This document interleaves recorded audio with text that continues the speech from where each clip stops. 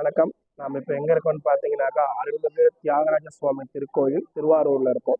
இந்த கோயிலுடைய மிகப்பெரிய புராண கதைகள் என்ன அப்படின்னு பார்த்தீங்கன்னா, இது நம்மளுடைய நவகிரகங்களுடைய சர்வ தோஷத்தையும் நீக்கக்கூடிய பரிகார ஸ்தலம்.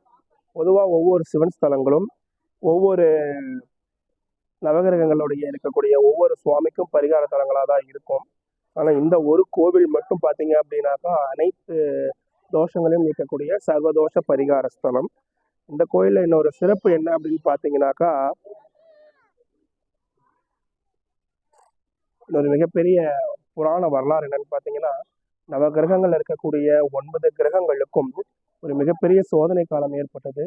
அப்போ அவங்களை அழிக்கக்கூடிய துன்பங்கள் ஏற்படக்கூடிய நிலை ஏற்படும் பொழுது சிவபெருமானிட்ட நேரடியாக தங்களை காக்கும்படி இங்கே இருக்கக்கூடிய நவகிரகங்கள் ஒன்று சேர்ந்து இந்த ஸ்தலத்தை வழிபட்டு சிவனை வேண்டியதாகவும், அப்போ சிவபெருமான் சரி நான் உங்களை நிச்சயம் காப்பாற்றுறேன்னு காப்பாற்றிட்டு, நான் காப்பாற்றினதுக்கு பதிலாக இந்த ஸ்தலத்துக்கு வரக்கூடிய மக்களுடைய அனைத்து தோஷங்களையும் நிவர்த்தி செய்து இங்கே இருக்கக்கூடிய மக்களுக்கு நீங்கள் பாதுகாப்பு கொடுக்கணும். இங்கே வழிபடக்கூடிய மக்களுக்கு எந்த ஒரு தோஷங்கள் இருந்தாலும் அதை நிவர்த்தி பண்ணி அவங்களுடைய கஷ்டங்களை நீக்கி நன்மை பயக்கணும் அப்படின்னு சொல்லி சிவபெருமான் வேண்டிக்கிட்டதாகவும், அதுக்கு நவகிரகங்களும் ஒத்துழைச்சு இங்கே யாரெல்லாம் தரிசனம் செய்கிறாங்களோ அவங்களுடைய பாவங்களையும் அவங்களுடைய துன்பங்களையும் நீக்கி அவங்களுடைய தோஷங்களை விலக்கிக் கொள்வதாகவும் ஐதீகம் கூறப்படுகிறது. மற்ற கோயிலெல்லாம் பார்த்தீங்கன்னா நவகிரகங்கள் வெவ்வேறு திசையிலையும் ஒவ்வொரு முகங்கள் பார்க்காம தான் இருக்கும். ஆனால் இந்த ஒரு கோவிலில் மட்டும் பார்த்தீங்க அப்படின்னா 9 நவகிரகங்களும் ஒரே நேர்கோட்டில் சிவனை வழிபட்டு இருப்பாங்க. அவங்களுடைய அனைத்து கோபங்களும் குறைந்து இங்கே சமாதான நிலையில மட்டுமே இருப்பாங்க. கண்டிப்பாக திருவாரூர் வாங்க, நிச்சயம் நன்மை பயக்கும். அதே போல் ஆசியாவிலேயே மிகப்பெரிய தேர் ஒன்று இருக்குது அப்படின்றது உங்கள் எல்லாருக்கும் தெரியும். அந்த தேரை பார்க்கறதுக்காகவே வரணும். திருவண்ணாமலையில் இருக்கக்கூடிய சிவனை பொறுத்த வரைக்கும் நீங்கள் பார்த்தீங்க அப்படின்னா நினைத்தால் மட்டும் முக்தி தரும்.